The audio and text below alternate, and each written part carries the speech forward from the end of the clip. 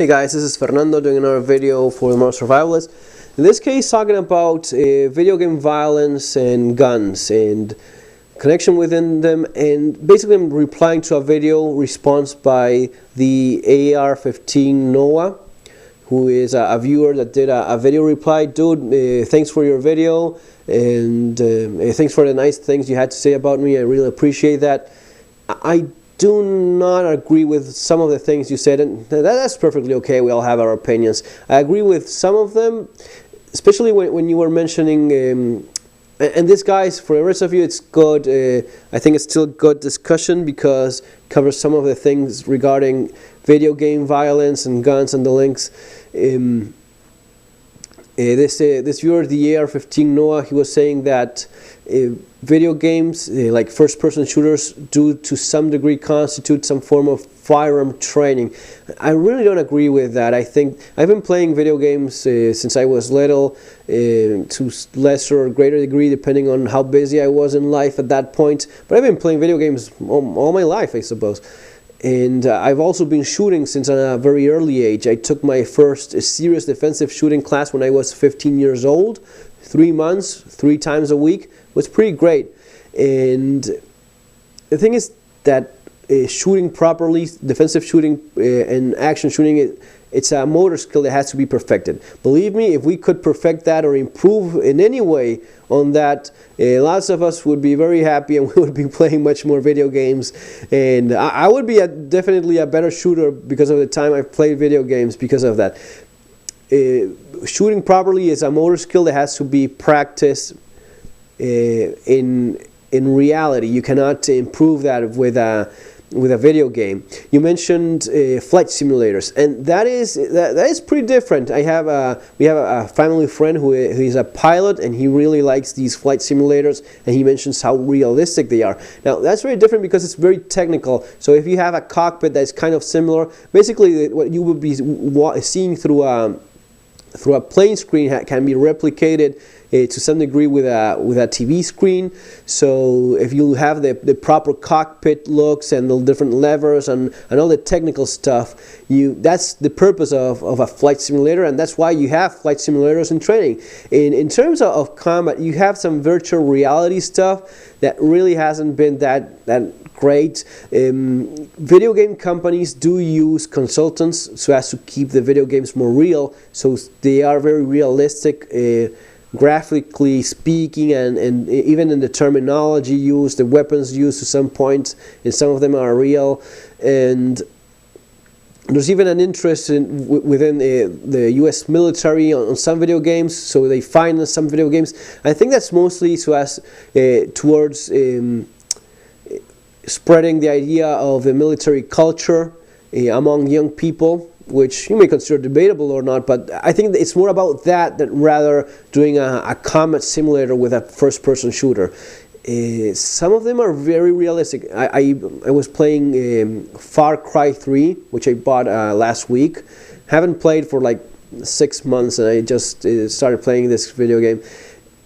Yes, I have an Xbox 360. I have a very, very nice TV, and with all the sound and the very detailed graphics, it's very realistic. You're like in this jungle, and all of a sudden a tiger comes out of nowhere and bites you, and you even have like a physical reaction of surprise because it does look real. You don't get to practice the motor skill. It's all about the finger, but so simple and so hard to master at the same time. That control of your finger as you move around, you cannot replicate that with a video. Even dry fire is going to be much, much better than anything you could do in a video game. So no, I don't think it's realistic in terms of that. I don't think it's in any way realistic firearms training, playing a first-person shooter. You mentioned Michael Carnell, who shot in his school 8 kids, killing 3 of them.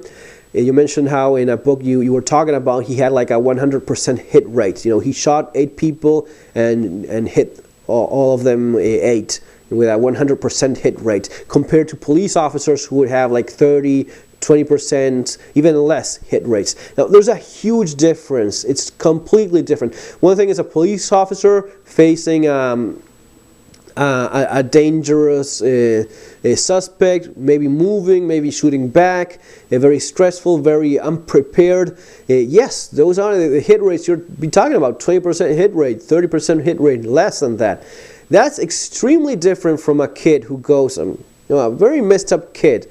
In this case, Michael Carnell, self-claimed atheist, obviously has some sort of a grudge. He had been talking about shooting his classmates for a year, and he ends up going to a Bible study group or a prayer group, and he brings out a gun from a bag and starts shooting them. You're getting people completely by surprise. The range is, as much as you want.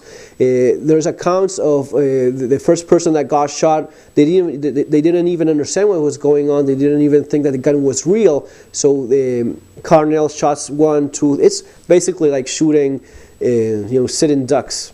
Of course, you're going to be getting 100% hit rate. If you just walk into a prayer group, they're all reading, sitting, and you just go boom, boom, boom, boom, you're going to be getting surprisingly high hit rates in comparison to even a police officer. Now, that does not mean that it's a video game is proper firearms training. It just means that you're very messed up in the head if you do something like that. That's basically what it comes down to. I do agree with you, though in terms of video games, they can be risky. They do detach you from reality to a point, and that's where good parenting does come in. You said that I'm a good parent, that you think, well, thanks for that. I do believe myself that I'm a good parent. Just example, my kid right now is playing a video game with a neighbor, and I'm here in my office, and I'm listening, and I hear them talk and laughing. That's the kind of video game playing that you want with your kids. He's socializing, he's talking with a friend, look, we're doing this, that, ha ha ha. The minute you have to get worried is when you don't hear conversation, or your kid is on his own playing a video game all day long. And you combine that with awful moral values in your family, awful parent involvement, and your kid is completely detached from reality. Video games detach you from reality. A violent video game is going to be detaching you from reality and throwing you into a virtual, violent world. That may be very much fun up to a point. Now, if your kid is losing contact with reality, one of the things I noticed, for example, with my son, whenever I saw him playing, and he was, especially on his own, really don't like that, and if he's getting frustrated by any degree, that's the moment where that has to stop right there. It's not fun anymore. It's not a video game anymore. You're missing the point about this not being real because you're getting so frustrated. Oh, look, this and that. No, that's when it stops. And as a parent, also important, you have to have your authority with your kids. You're not their friend. You're not their buddy. You're his father, and that stops. And it stops right there. Go do something else. I don't care, but you turn that thing off. That's the kind of thing that you have to do. And if you do that, your kid can play video games and be a very normal person, and he can go shooting with you, and nothing's going to be wrong. Now, if you have a mentally disturbed son, and your school teacher tells you he's having a problem socializing, he's attached, he's a loner, he does not interact with other kids, you notice that, and you just throw him into a video game and let him play all day long on his own like a freak, and then you give him guns to I don't know what, you're going to be messing things up. You're doing things so wrong you don't even realize it. You're producing a mass murderer by doing those things. So it's a series of failures that you have. This Michael Carnell kid, atheist, self-claimed atheist, obviously having a grudge against these other kids that upset him with their prayer, talking about killing them for over a year. No one noticed that. And notice that Michael Carnell, he didn't even have firearms of his own. He stole them from a neighbor. 14-year-old that just creeps into someone's a neighbor's house, steals the guns, and goes shooting. We always end up with the problem being up here, up in the head, and not. It's not the gun, it's not the video game. It's what you do as a parent and your failures as a parent that end up in tragedy. If your son is detached from reality to such a point, you definitely don't want him playing video games. You definitely don't want him watching violence and movies all day long. And you definitely don't want to give him a gun or keep one within his reach. So that's pretty much going without saying. So Yeah, I'm gonna be seeing what they're up to. So guys, as always, if you have a different opinion on all this, just let me know in the comment section, or do a video, whatever you prefer. Let me know about it. It's always nice to see and hear different ideas and such. Take care. Have a great day. See you on our next